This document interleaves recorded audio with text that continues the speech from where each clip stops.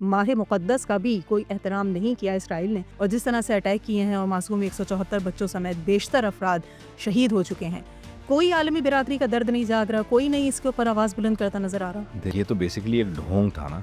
Trump को बुनियादी तौर पर ये लगा जो रशिया और यूक्रेन का मामला है तो रशिया मेरी बात नहीं मानेगा और रशिया और यूक्रेन के दरमियान जो जंगबंदी की मेरी ख्वाहिश है वो अधूरी रह जाएगी। तो उन्होंने आते साथ क्या काम किया, उन्होंने बोला कि चलो गज़ा और ये फ़लस्तीन और ये इसराइल इस तनाज़े पे थोड़ा सा कोई मामला बेहतर करने की कोशिश करते हैं क्योंकि ये वन साइडेड मामला है।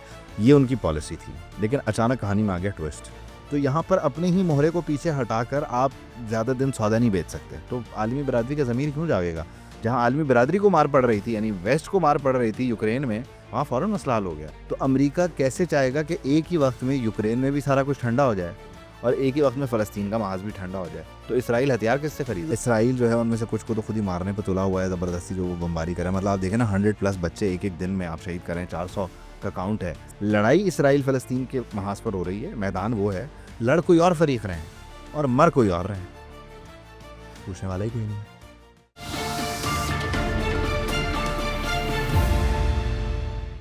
अस्सलाम वालेकुम। एंगल 360 के एक और पॉडकास्ट के साथ मैं हूं आपकी मेज़बान समीन नवाज।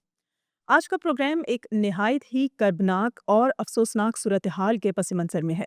ग़ासिब सिरहनी रियासत इसराइल ने एक बार फिर इंसानी हुकूक़ और आलमी क़वानीन की तमाम हुदूद को पामाल करते हुए गज़ा के निहत्ते और मसलूम अवाम पर जुल्म की इंतहा कर दी है। माह रमज़ान में जहाँ दुनिया भर के मुसलमान अमन रहमत के लिए सजदा रेज़ हैं, वहाँ इसराइली बमबारी ने 174 मासूम बच्चों समेत 400 से ज़ायद फ़लस्तीनियों की ज़िंदगी के चिराग गुल कर दिए हैं।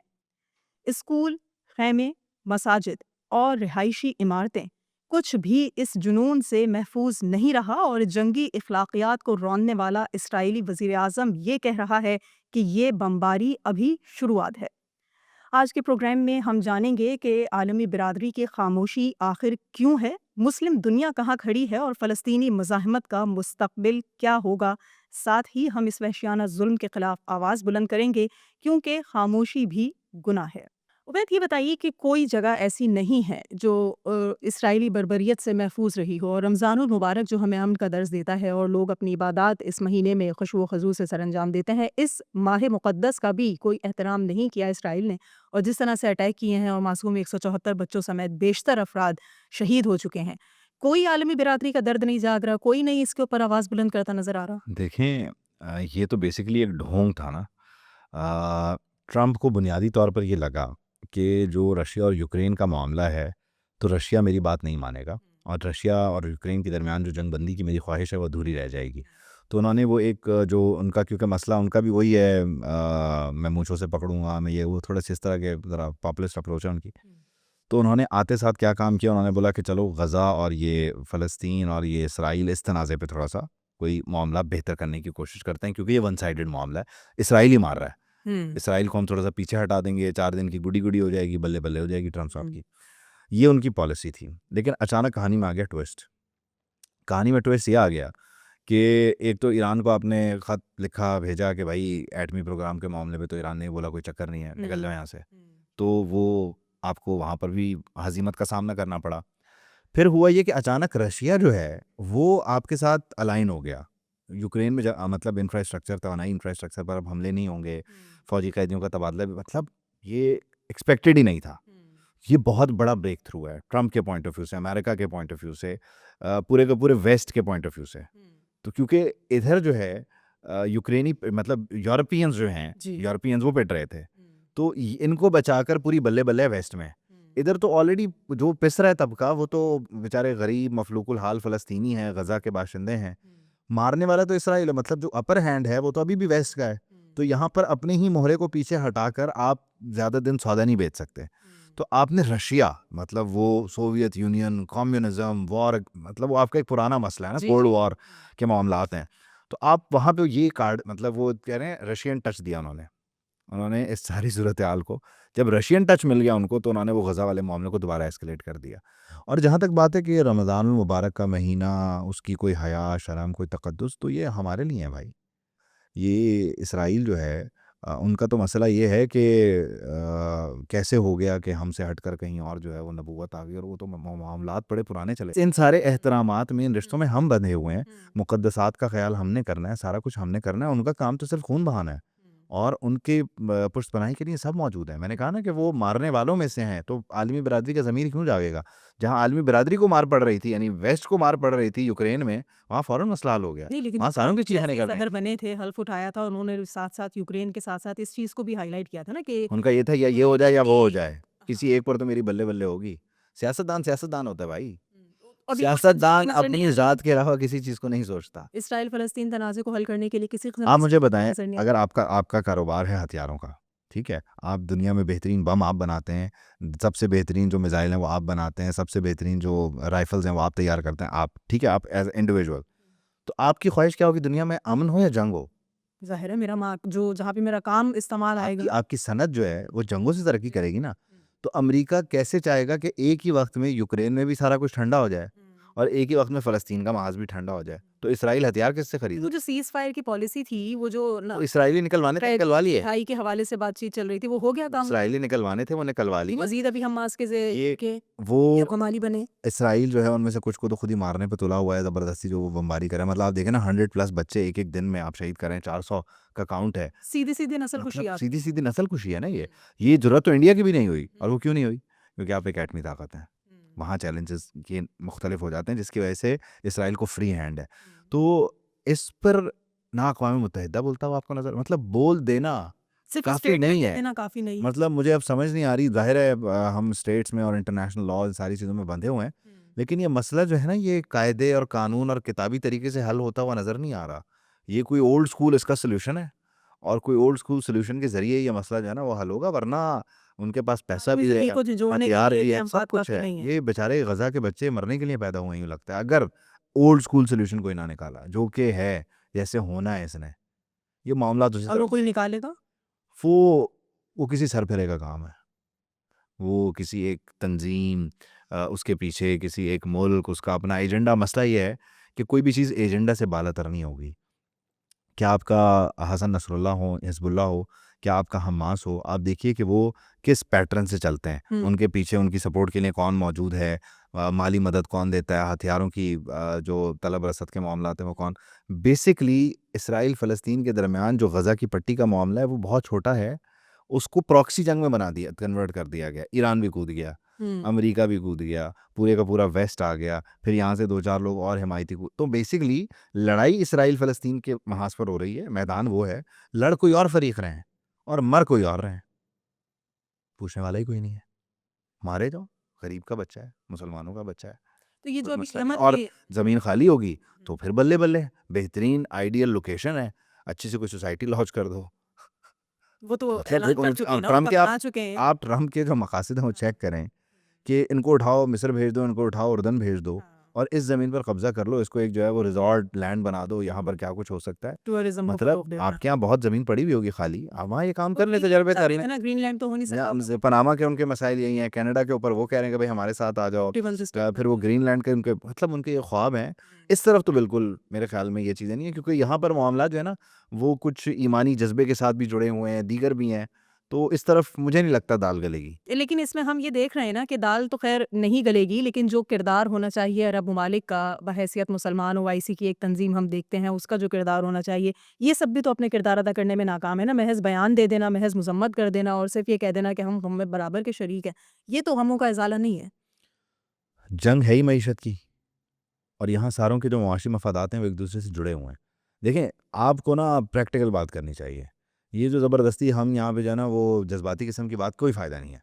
ये जंग जो कोल्ड वॉर है, वर्ल्ड वॉर 2 के बाद कोल्ड वॉर का अमेरिका रशिया के जो मामलात हैं, सोवियत का खात्मा, इसके बाद अब लड़ाई सिर्फ़ और सिर्फ़ मईशत की है और हथियार जमा करने की, हथियार चलाने की नहीं है। हथियार जमा करने की और मईशत की लड़ाई है। इंडिया आपके साथ मईशत में कम्पीट करना चाह रहा है, बांग्लादेश आपके साथ मईशत में कम्पीट, अफ़गानिस्तान आपके साथ हमारे साथ मईशत में कम्पीट करना चाह रहा है। कनाडा और अमेरिका के दरमियान सिर्फ टैरिफ की लड़ाई है। चाइना और अमेरिका के दरमियान इकॉनमी की लड़ाई है। रशिया और अमेरिका के दरमियान हथियार जमा करने और इकॉनमी की लड़ाई है। हथियार अब कोई किसी पे भी नहीं चला रहा। आज के दौर में हथियार चलाने वाला बेवकूफ़ है। हथियार चलवा रहे हैं, प्रॉक्सीज़ में चलवा रहे हैं, डायरेक्ट नहीं चला रहे। अब कोई हिरोशिमा नागासाकी नहीं हो रहा, ठीक है ना? तो अरब के मफादात क्या वेस्ट के साथ नहीं जुड़े हुए? तेल नहीं बेचना? बिल्कुल। क्या वहाँ से लोगों को बुलाकर यहाँ पे टूरिज्म अथॉरिटीज़ जो बना रहे हैं, किसी का विजन 2030 है, किसी का 2050 है, उस पर काम नहीं करना? वो क्यों अपने चेहरे पर ये दाग लगाएं, मतलब उन्हें ये दाग लगता है, वो ये लगाएं कि हम इस्लामिक रेडिकल्स हैं। यानी वेस्ट आपको इस तरह देखते हैं ना, वो इस्लामोफोबिया का जो टैग है जो बनाया जाता है और हमारे खिलाफ इस्तेमाल किया, आप वो क्यों बोलें कि हाँ मैं वो हूँ? मतलब मैं एक मुस्लिम एक्सट्रीमिस्ट हूँ और मैं नहीं चाहूँगा कि फ़लस्तीन अर्ज़ मुक़द्दस जो है उस पर कोई काबिज़ हो जाए ना। माशी मफादात हैं, सारे घुटनों पे बैठे हुए हैं, कभी किसी का हाथ ऊपर है, कभी किसी का हाथ ऊपर है, बस हैं सारे माशी मफाद। कोई अरब का कोई मसला ही नहीं है। अरब का क्या लेना देना उस ज़मीन से? सारा उनकी तिजारत जो है वो वेस्ट के साथ है, सारे उनके मफादात वेस्ट के साथ हैं, तो वो वेस्ट के साथ जाके खड़े होंगे, फितरी अमल है। फ़लस्तीन में इसी तरह से फ़लस्तीन फैसल-कुशी एक जारी रहेगी। ऐसी आप कह लीजिए आज़माइश है जो इंडिविजुअल कैपेसिटी में मुसलमान जहाँ-जहाँ मौजूद हैं, चाहे वो इंडिया में हो, पाकिस्तान में हो, वो उनके दर्द में, उनके दुःख में कुढ़ ज़रूर रहे हैं, कर कर भी कुछ कुछ नहीं नहीं पा रहे। रहे। और जो ताकतें हैं, जो कर सकती हैं, वो बड़े-बड़े ठंडे कमरों में जमा होकर बात करती हैं, लेकिन हल कोई नहीं निकलता, क्योंकि दुनिया ने ये तय किया था वर्ल्ड वॉर 2 के बाद कि अक़वाम मुत्तहिदा के ज़रिए मामलात को हल करेंगे। अब अक़वाम मुत्तहिदा जैसी बॉडी जिसने इस दुनिया में, इस कुरे अर्ज़ पे लड़ाइयों को ख़त्म करना था, वो जब कर ही कुछ नहीं रही, अब किधर जाके सर मारें? आलमी अदालत इंसाफ का फ़ैसला भी आ गया, उसके बाद कहाँ जाएँ? करें क्या? अगर हाथ उठाकर दुआ ही करें भाई, दुआओं से मसला हल हो जाएगा? नहीं। वो जो ओल्ड स्कूल थॉट की आप बात कर रहे हैं उसको हल करने के लिए आप कहते हैं कि किसी को कदम उठाना सरफरे पड़ेगा, को आना पड़ेगा किसी कोई। को कदम उठाना पड़ेगा, ऐसे नहीं होगा ये। और जब कोई इस कदम उठाएगा तो अकेला नहीं उठाएगा, उसको पीछे से आवाज़ देने वाले, नारे लगाने वाले, बाकी सब कुछ फराहम करने वाले होने चाहिए। मैं प्रैक्टिकल बात कर रहा हूँ, बाकी अगर आप बोलें कि सऊदी अरब आके और इमारात आके कोई नहीं करेगा। अच्छा, ये जो यमन में हम देख रहे हैं मामलात अमेरिका के हूसियों के हवाले से ईरान को जिस तरह वार्निंग दी जा रही है, उससे कोई लिंक है इसका? ईरान को प्रेशर दे रहे हैं न्यूक्लियर डील के लिए। ये हालिया स्ट्राइक फ़लस्तीन का जो अभी दोबारा सिलसिला न्यूक्लियर डील के लिए और ईरान को एंगेज करें बेसिकली, कि वो हमास के पॉइंट ऑफ व्यू से जो है वो ज़रा डी एस्केलेशन हो जाए, और इसराइल का जो ग्रेटर इसराइल वाला पर्पज़ है उसमें ज़रा उसकी एडवांसमेंट हो जाए। तो ये सारी प्रॉक्सीज़ हैं। क्योंकि हम ये देखते ये हैं ना कि अजीब इसराइल बदकिस्मती है इस खित्ते की जी, कि यहाँ सारी लड़ाई जो है वो गैर लड़ रहे हैं। प्रॉक्सी वॉर हो चुका है। प्रॉक्सी लड़ी जा रही है। एक फ़रीक यहाँ बैठा है, एक फ़रीक वहाँ बैठा है, बीच में आके जो है वो जनाब इनका कबाड़ा करके चले जाते हैं। कभी वेपन ऑफ मास डिस्ट्रक्शन के नाम पे, कभी जो है वो तेल चोरी करने के लिए आ जाते हैं। मतलब ये इस खित्ते को पता नहीं, एक अजीब आप कह लीजिए आज़माइश का सामना है कि ये अपनी लड़ाई नहीं लड़ता। फिर यहाँ पर जो है वो गल्फ़ स्प्रिंग जो है, जिसमें आपने वो शिया सुन्नी मामलात उड़ा, वो भी प्रॉक्सीज़ थी ना। नहीं, लेकिन अभी जिस तरह से बयान दिया था ना ट्रंप ने, और ये बात की गई थी कि जी हूतीज़ के अटैक को जो है वो ये तस्लीम किया जाएगा कि ईरान की जानिब से हमला किया गया है। अब इसराइल ने फ़लस्तीनियों को निशाना बनाया वो है। अमेरिका की तरफ से हो रहा है। नहीं, नहीं, वो तो बिल्कुल उसकी तरफ से ही हो रहा होगा। निशाना बनाया हूतीज़, इसका ज़रूर कोई ना कोई रिस्पॉन्स देंगे, और फिर क्या ये एक मैं तो देखें, रास्ता बनाने की कोशिश मैं होगी एक बात ईरान और को करता हूँ, बचाने बहुत का? सारे हमारे यहाँ लोगों को ना बुरी भी लगती है। मुझे पता नहीं क्यों लगता है कि इस सारी सिचुएशन में एक शख्स जो ये कहता है कि वो सबसे बड़ा हमदर्द है, और जो ये कहता है कि सबसे ज़्यादा दुःख उससे है, उसके किरदार को भी देखना चाहिए। घर आए हुए मेहमान को कैसे को मार के चला गया? इतने बड़े पैमाने पर जो क्या था वो डिवाइस जो पड़ी थी लेबनान में, पेजर। इतने बड़े पैमाने पर पेजर्स में कैसे जो है वो बारूद था और तमाम हिज़्बुल्लाह के लोगों के पास वो पहुँचे। तो कोई घर का भेदी लंका ढा रहा है ना। वो तो उन्होंने अपने आर्मी चीफ को बाद में इसी तरह से ट्रेस आउट किया था ना कि जी तमाम तर ये जो जासूसी की जा रही थी वो किस ज़राए से हो रही थी और तो कैसे कोई घर का भेदी लंका ढा रहा है, कोई गुड कॉप बन के हमें दिखा रहा है, लेकिन बेसिकली मुझे ये लगता है, मैं नाम नहीं ले रहा, समझने वाले समझ भी रहे होंगे, है हमारा ही, क्या करें, करना पड़ता है, लेकिन सच जान के थोड़ा सा सच की तलाश में रहना चाहिए। जब भी वेस्ट अपनी किसी लड़ाई में एक कदम पीछे हो रहा होता है, या उसे लगता है कि वो पसपा हो रहा है या हो सकता है, तो एक फरीक मैदान में उतरता है, एक मिसाइल या कभी कभी 300 भी चला देता है, और लड़ाई को एक नई जिहत, नई डायरेक्शन और नई एनर्जी प्रोवाइड कर देता है। तो अब वो लड़ाई लड़ रहा है अमेरिका से, या वो अमेरिका जिस लड़ाई में कूदना चाहता है, उस लड़ाई में उसे वापस लाता है कि नहीं नहीं तुम रहना चाहते हो ना, ये देखो मैंने 300 फुस बम चला दिए, आ जाओ, वापस आ जाओ।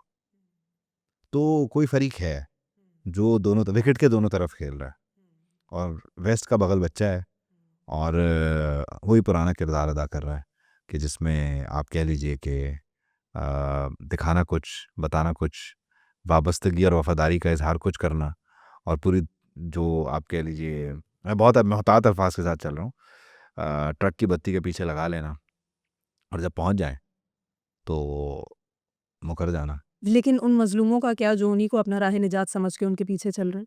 बताया जा रहा है उनको कि ये आपका राह निजात है, ये आपके इनकलाबी हैं, ये इस दुनिया के इस वक्त सबसे बड़े इनकलाबी हैं, लेकिन नहीं है, गड़बड़ है, कोई गेम खराब है, ये मिल के हो रहा है जो हो रहा है।